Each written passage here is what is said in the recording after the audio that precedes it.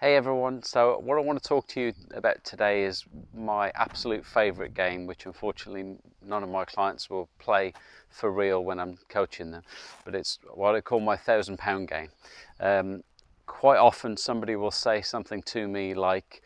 I just can't make myself follow through, or if they're putting, they might say to me,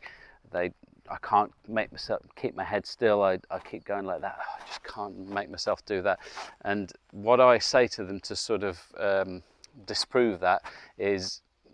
if I said to you, right, I'll play my game, play my £1,000 game, especially with something like keeping your head still with putting, I say, right, now if we had a game whereby if you kept your head still, then I'll give you £1,000, and if you move your head, then you've got to give me £1,000. But the key sort of rule with this game is it doesn't matter where the ball goes. Would you be able to keep your head still, and would you win money or lose money? And the truth is, the reality is that if that was the game and all that mattered was keeping the head still, they would do it in an instant. But what's the reality of it is that yes, they might be trying to keep their head still on a putt or follow through on a swing, but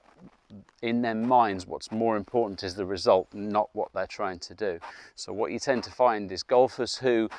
can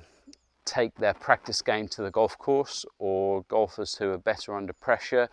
or ones that improve quicker than others really, have more self-awareness and they're more internally focused on what they're doing and how they're trying to move or not move. Whereas golfers who don't improve so quickly tend to be very externally focused, so they're thinking more about the ball or the hazard or the score or the people watching or things like that, and their focus isn't on necessarily what they're doing. So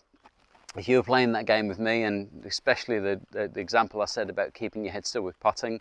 I'm sure you think, okay, yeah, I'd win £1,000 every shot. But when I actually say that to people, some people sort of hear me and then you can tell that they're not really acting as if, they're just sort of thinking, oh yeah, that would be cool, and then they just do the same thing. And some people actually do execute it that way, but it's a really good analogy, especially while we're at home and you're practicing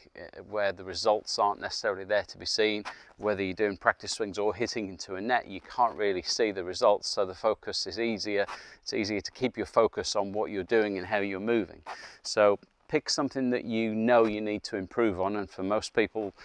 it's the follow through, or with the short game it might be, say, a great example with pitching, somebody might do a practice swing where they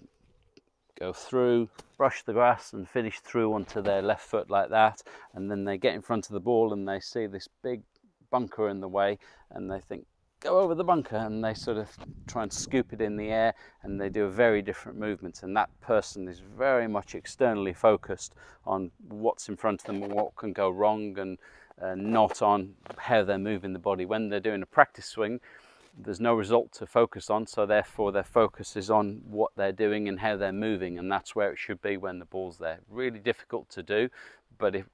you practice it, then you can make it a habit, and then when you get back out on the golf course, you can still retain that. Okay, I hope that helps.